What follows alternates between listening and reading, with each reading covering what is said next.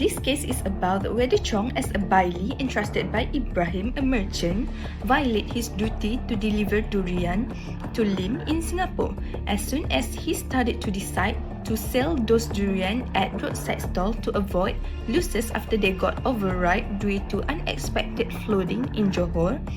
Making the delivery time become delayed, Chong decided to reduce prices and sell that durian without seeking Ibrahim's consent or even notifying him. Greeting, I am Erina Thomas, S70679. Today I would like to present about legal principles for questions 5. There are 3 legal principles that I want to share. First, frustration. Torrential rains led to severe flooding in Johor, rendering the roads impassable, preventing Chong from delivering the durians to Lims on time. As time ticked away, the durians saw signs of deteriorating state. Next, responsibility. Ibrahim entrusted Chong with the task of delivering durians to Lims at Singapore. Chong was agreeing to deliver durians promptly to Lim. Last but not least, satisfactory quality. Lim rejected durians that were deteriorated and no longer looked young.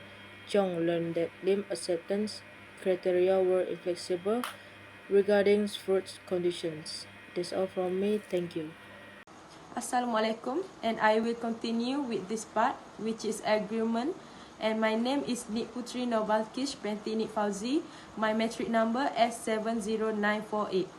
In this part, Ibrahim can argue that Chong breached their deposit contract by failing to exercise reasonable care over the durian during transit, neglecting to preserve the cargo or inform Ibrahim of delay and deterioration, and ultimately selling the spoiled durian without consent, which constitute coercion and careless mitigation of losses, entitling Ibrahim to claim damage for lost value and profits.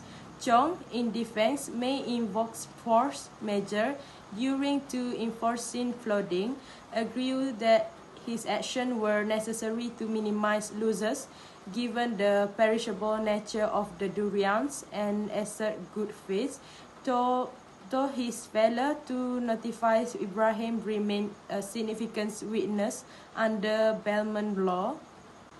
And also, Lim, the buyer, is not liable as he rightfully reject the non-conforming goods per their agreement and the Sale of Goods Act. With this strict quality standard and redaction criteria, being no risk that Chong assumed as transporter. Overall, while Ibrahim has strong claim for breach and conversion, Chong's liability may be mitigated by force measure if he proved reasonable conduct, but his lack of communication undermines his defense, and Lim is fully protected by contract and statute. Thank you. That's all from me. Assalamualaikum warahmatullahi wabarakatuh. My name is Junaidah binti Zukairi. My metric number is S70485. Today, I will be presenting a case study involving the principal and agent relationship between Ibrahim and Chong under the Contract Act 1950. Ibrahim, as the principal, instructed Chong, his agent, to deliver fresh durians to Lim. However, due to a flood, Chong failed to deliver them on time. Instead, he sold the durians at a lower price without informing Ibrahim. Under Section 164 of the Contract Act 1950, Chong breached his duty to obey instruction and duty to communicate with the principal. Even in difficult situation, an agent must always try to update their principal.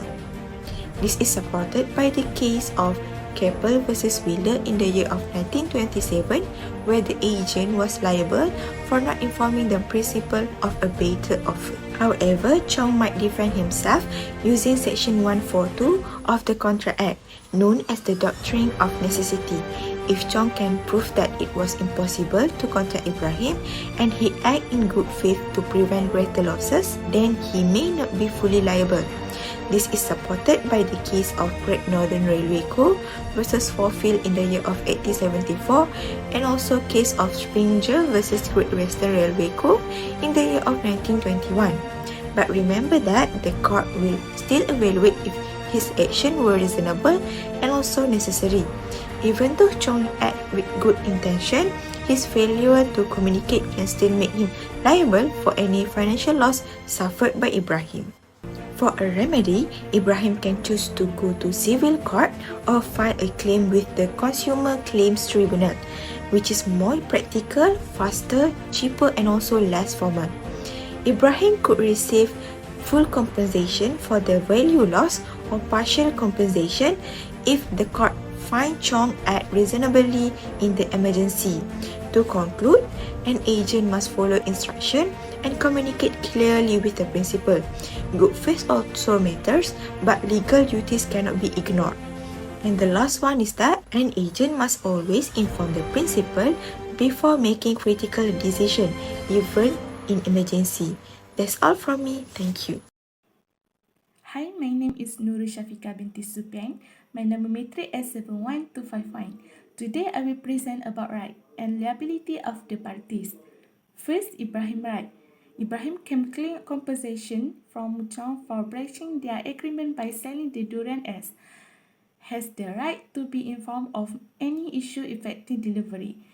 Liabilities. Not liable for the loss in durian quality as Chong was responsible for handling the situation.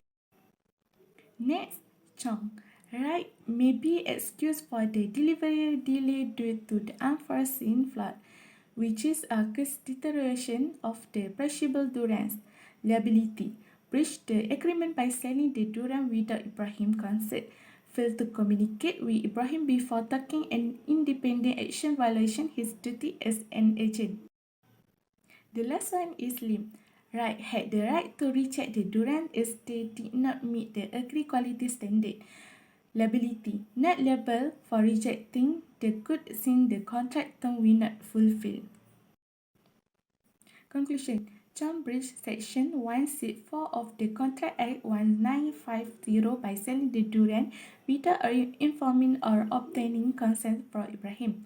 Despite the flood-related emergency, under agency law and supported by cases like Keppel Wheeler and Stringer, Great Western Railway, agent must notify the principal of any change. Ibrahim may claim loss caused by Chong's unauthorized action. However, Chong may seek partial indemnity under the necessity doctrine if he proved he acted in good faith and communication was impossible. Lim a third party bear no liability as the good did meet the required quality. The case highlight the critical duty of communication and legal compliance even during emergency.